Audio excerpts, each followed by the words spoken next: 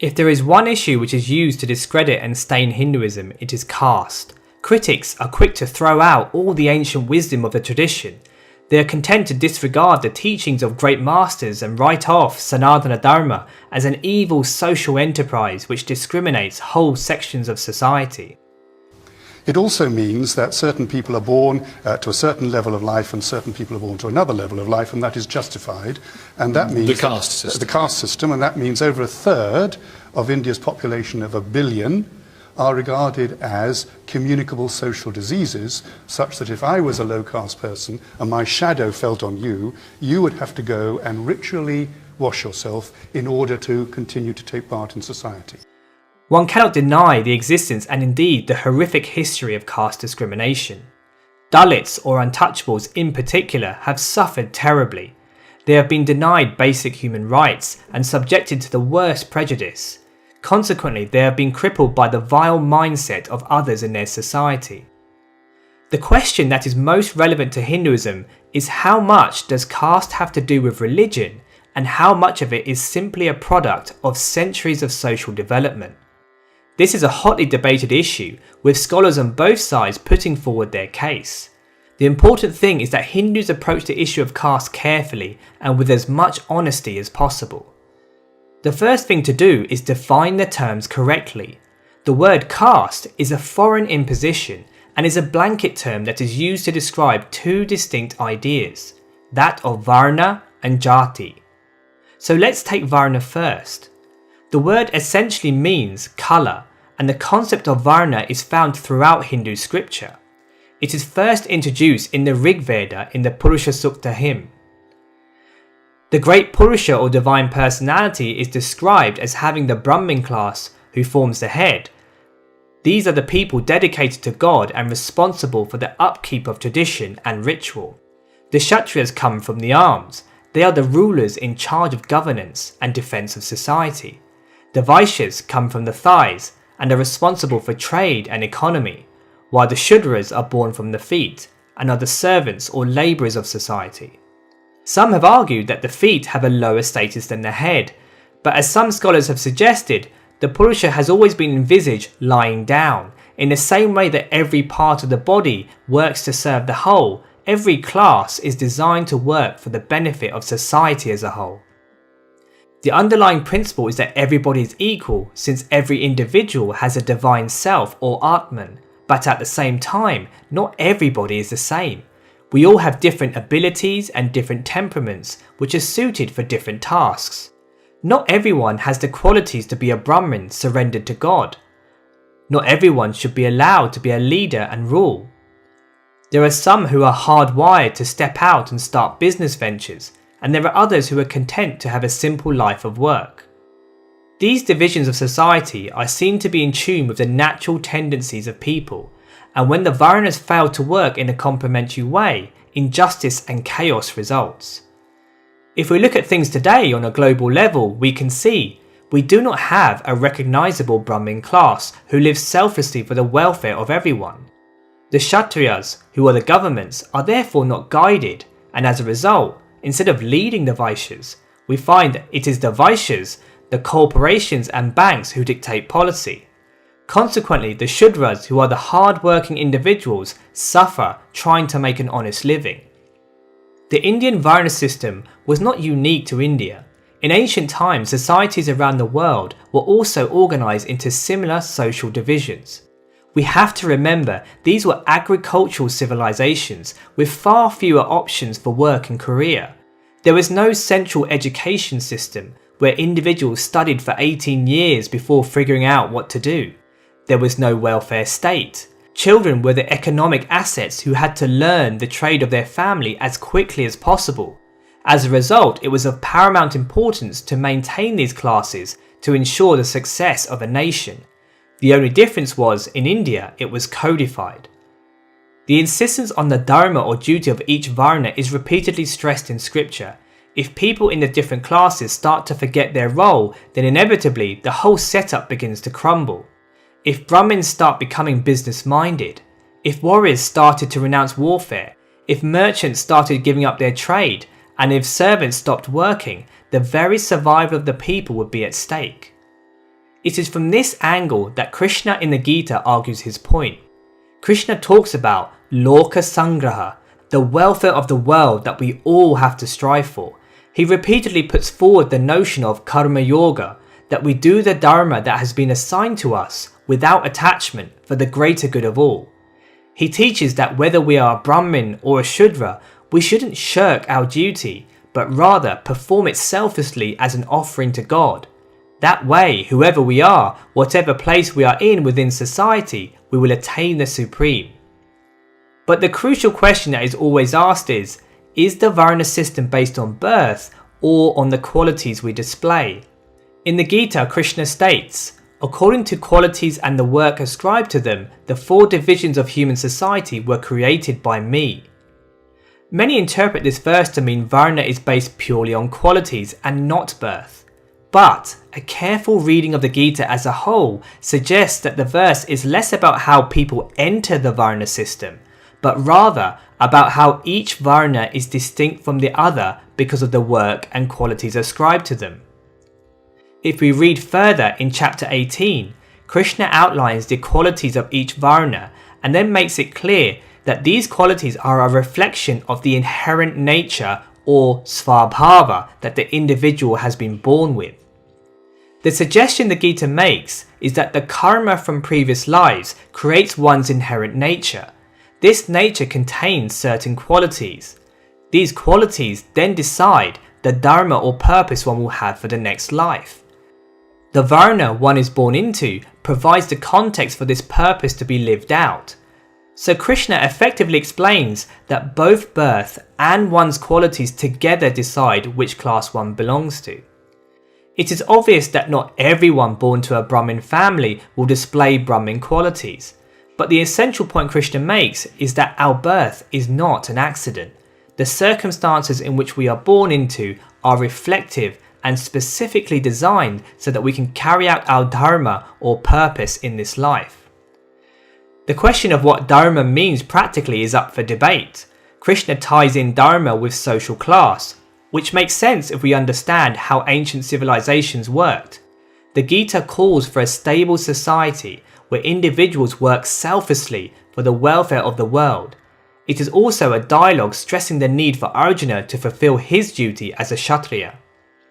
The Mahabharata, however, has various views on the matter. Different characters come forward and express their own idea of what dharma is. Yudhishthira, who is seen as the embodiment of righteous behaviour, is highly critical of the idea that Varna should be decided by birth alone. He states, if the designated qualities of a Shudra are not found in a Shudra, then he is not a Shudra. And if the designated qualities of a Brahmin are not found in a Brahmin, then he is not a Brahmin. A person is known to be a Brahmin only when the appropriate mode of life is witnessed. In fact, this point is expressed and shown throughout the epics and Puranas. The whole character of Karna in the Mahabharata demonstrates this point. He is born a Kshatriya and displays every noble quality of a warrior. But because he was abandoned and adopted by Shudras, his biological parents were unknown. Consequently, he is refused the same treatment and rank as other warriors. Vyasa, the author of the Mahabharata, shows the reader the terrible injustice of judging someone based on their birth alone. If we look at Valmiki, he begins as a highway robber, but then, through the blessings of sages, he becomes a great Brahmin who records the Ramayana. Vishwamitra was another warrior who through many trials eventually reached a state of mastery where he was made a great rishi. If we turn to the Bhagavatam, we read again the same sentiment expressed by sage Narada. He states, if one shows the qualities of being a Brahmana, Kshatriya, Vaishya or Shudra, even if he has appeared in a different class, he should be accepted based on the qualities he has shown. Repeatedly we see how the Varna system is valued, but also how birth should not be the determining factor in deciding someone's class. However, one cannot deny that the overemphasis on birth over qualities is regrettably apparent in some Hindu scriptures. The Dharma Shastras, specifically the Manusmriti, has a number of hostile verses which judge and propose abominable treatment against so-called outcasts. It states about them, they must dress in the clothes left by persons who have died. eat only from broken dishes, wear ornaments of black iron, and must move from place to place. A man intent on dharma must have no contact with them. Some may argue that such ideas were justifiable in the context of their time. Ritual purity and the Vedic yajna was given paramount importance, and to mix with people who lived by unclean professions was seen as contamination. The defence only holds so far, and there is evidently a degree of contempt in these verses for those of a lower class. But it goes without saying that most Hindus would happily condemn such verses. The Dharma Shastras are just one group of innumerable texts. Hindus do not rely on them to tell them what to do. They are unlikely to even know about the existence of the Manusmriti, let alone base their life on it. The modern day situation in India is difficult to pin down. Instead of the set Varna system described in different scriptures, we have Jati. Jatis are different social groups of which there are thousands. How the Jatis work often depends on the region, with most linked to a job or trade. The Jati groups are said to have emerged centuries ago in a loose way from the ancient Varna system. The groups nowadays, however, are not only Hindu, there are Christian and Muslim ones too, demonstrating that Jati today is much more of a living cultural phenomena rather than a religious one. Where there has been a lack of social security, the Jatis have provided economic and community support to their members. While there may have been hierarchical distinctions, they were not necessarily fixed. As economic and environmental conditions changed, Jatis either gained or lost status. Individuals too were not necessarily shackled to one Jati.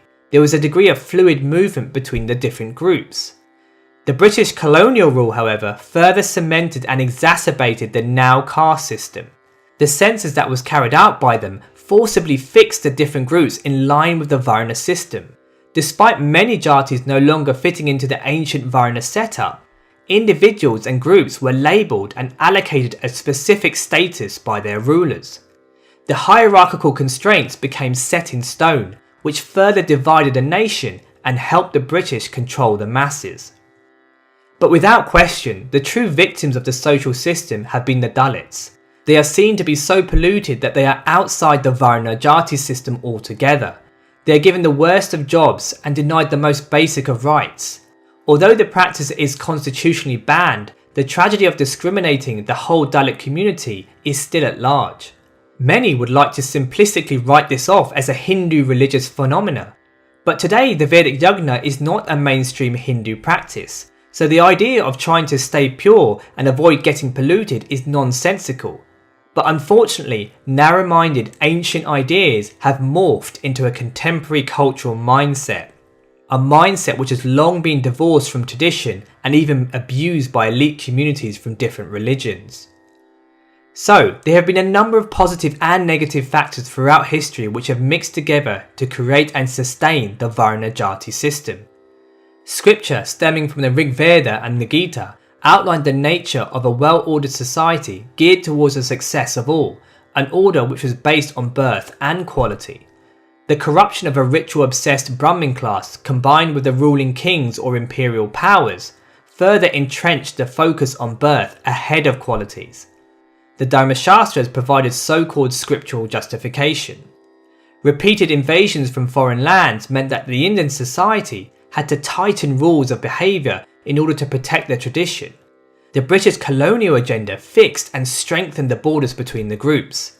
The different Jatis have provided much needed economic and cultural support for the individuals of the various groups. And finally, one has to note the political element.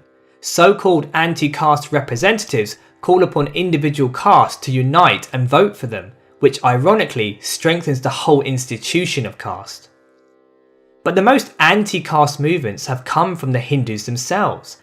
There have been countless personalities for millennia who have openly rebelled and defied caste barriers. Basava of the Shaiva Lingayat sect, for example, spoke aggressively against caste oppression and the obsession with ritual purity. He openly married Brahmins and Shudras, breaking distinctions based on birth. During the medieval period, we have a whole host of saints, many of whom from the lower classes, who broke free from any social boundaries. Tukaram, Tulsidas, Kabir, Nanak and many more all took strong stances against caste discrimination, arguing that one's humility and devotion was the only thing that made one worthy. In more modern times, we find masters such as Swami Vivekananda and persons such as Gandhi who called for the abolishing of untouchability and used Hindu philosophy to justify their stance. Going forward, one can see that the need of a hereditary Varna system is, and has been for a while, completely obsolete. The very nature of civilization from Vedic times is almost unrecognizable. We have machines and technology. Industry and education and economics is within a globalized context. Varna from a practical perspective is irrelevant. Just as the goal of Krishna's teachings was Loka Sangraha, so too our goal must be the same. The practical and social implications of Varna must be abandoned. But the quality implications can still be useful. It would mean that instead of a subliminal caste system where the elite class is based on fame, power or wealth, it would be defined by those who are detached, humble and full of virtue. The stain of the Varna Jati system has arisen due to the arrogant judgment of the lower classes, but such statements run in direct contradiction to Hindu thought. The universal Atman common to all life is the centerpiece of Hinduism. Krishna talks about Samadarshana, the even vision, where one sees the supreme divinity in every being. He states, "The humble sage, by virtue of true knowledge, sees with equal vision a learned and gentle Brahmana, a cow, an elephant, a dog, and a dog-eater." Hinduism has whole teachings surrounding ahimsa, where non-violence is about eliminating all harm in thought, word and deed. The concept of saucham or purity is not associated with external religious ritual, but with internal mastery of negativity. Therefore, there is no justification to disassociate with anyone based on their birth or work. But one should appreciate that entrenched social atrocities can take time to disappear. A free Christian America only abolished slavery in 1865 and finally ended black-white apartheid as late as 1954. India, however, only gained independence in 1947 after centuries of invasions and foreign rule dating back to the 11th century. The identity and transformation of the nation is a churning process which is ongoing. Hindus should not be afraid of challenging and reforming old social models. Unlike forms of Abrahamic religion, Hinduism is a spiritual culture that is always on the march. It is a living, breathing tradition. The eternal truths of the universe, the nature of reality and the self, are a constant. These truths do not divide the world into believer or non-believer, but in fact unite them under one supreme consciousness. Dharma, however, is not an eternal truth and is always under review depending on the social, economic and the political context. Scripture is a guide to Dharma, along with the words of the Master and indeed one's own personal revelation. Therefore, Hindus can and should have no anxiety in honestly confronting social issues head on. The overwhelming majority of Hindus have already abandoned any notion of caste. In the spirit of Vasudhaiva Kutumbakam, the whole world being one family, increasingly we see that the tradition has been embraced by non-Indians. There are whole movements where those of a Western origin with no Varna or Jati background are taking up the tradition, performing puja, meditation techniques, mantra chanting, and learning the philosophy. This in itself is overwhelming, emphatic evidence that caste is not integral to Hindu life. One can see that the universal tradition of Sanatana Dharma not only survives caste, but flourishes without it. With this in mind, Hindus around the world should unite and work together to fight social injustice and strive to strengthen and spread this glorious tradition. Many thanks for listening.